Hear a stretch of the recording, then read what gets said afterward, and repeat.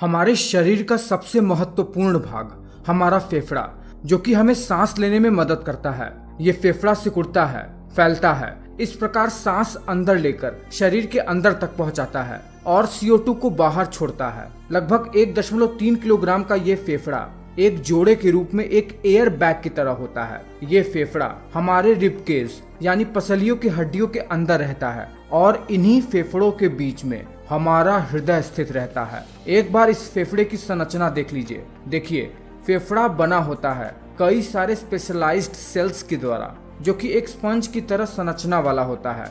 और in lungs में दायां फेफड़ा 3 लोब में होता है, वही बाएं फेफड़े में केवल 2 लोब होते हैं।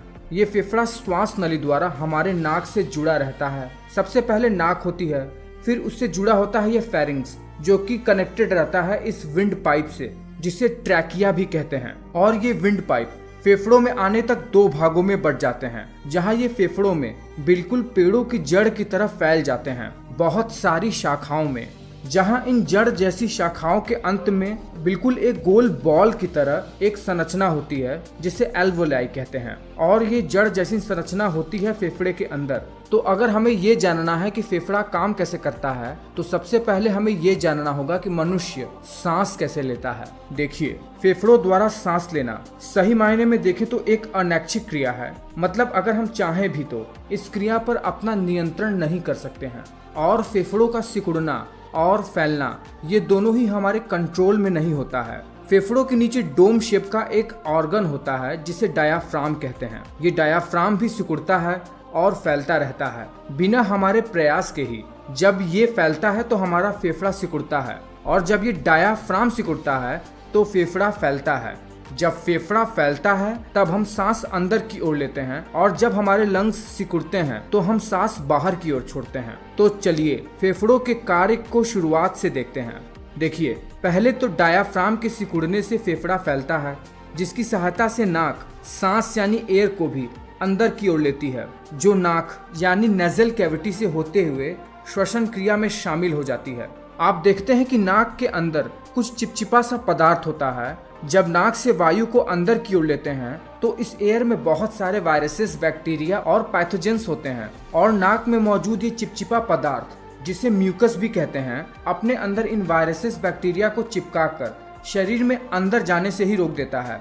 फिर ये यहाँ से फेरिंग्स में जाता है, वहां पर लैरिंग्स, और फिर वहां से विंड पाइप होते हुए, जिसे ट्रैकिया कहते हैं, वहां पर पहुंचता है। और जब ये एयर ट्रैकिया में पहुंचती है तो वहां पर भी कुछ चिपचिपे पदार्थ होते हैं म्यूकस की तरह, और इस पदार्थ में भी कई सारे वायरसेस और बैक्टीरिया मारे जाते हैं। फिर ये विंड पाइप 2 भागों में बट जाता है, और इन 2 भागों में बटे हुए शाखाओं को ब्रोंकाई कहते हैं। ब्रोंकाई एक स्पंज जैसी संरचना वाले स्ट्रक्चर में पेड़ों की जड़ की तरह फैल जाता है, जहां पर नाक से O2 सहित एयर फेफड़े भर में फैली हुई जड़ों वाली शाखाओं में फैल जाती है।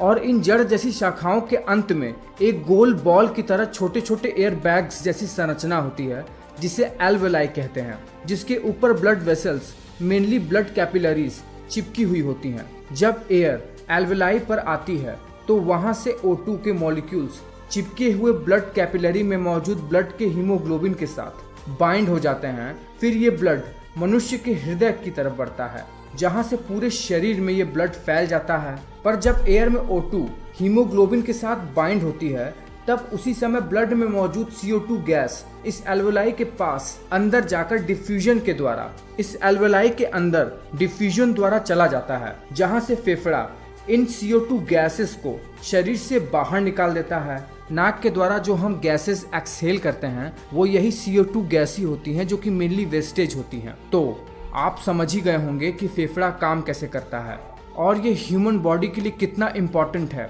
और हम सब जानते हैं कि एयर कितनी ज़्यादा इम्पोर्टेंट है, मेनली ऑक्सीजन हमारे शरीर के लिए। तो आपको ये वीडियो कैसा लगा है मुझे नीचे कमेंट करके बताओ, और अगर आपको लंग्स के फंक्शन के बारे में और भी ज़्यादा पता है तो वो भी नीचे कमेंट करके बताओ। मैं मिलता हूँ आपसे अगले वीडियो में।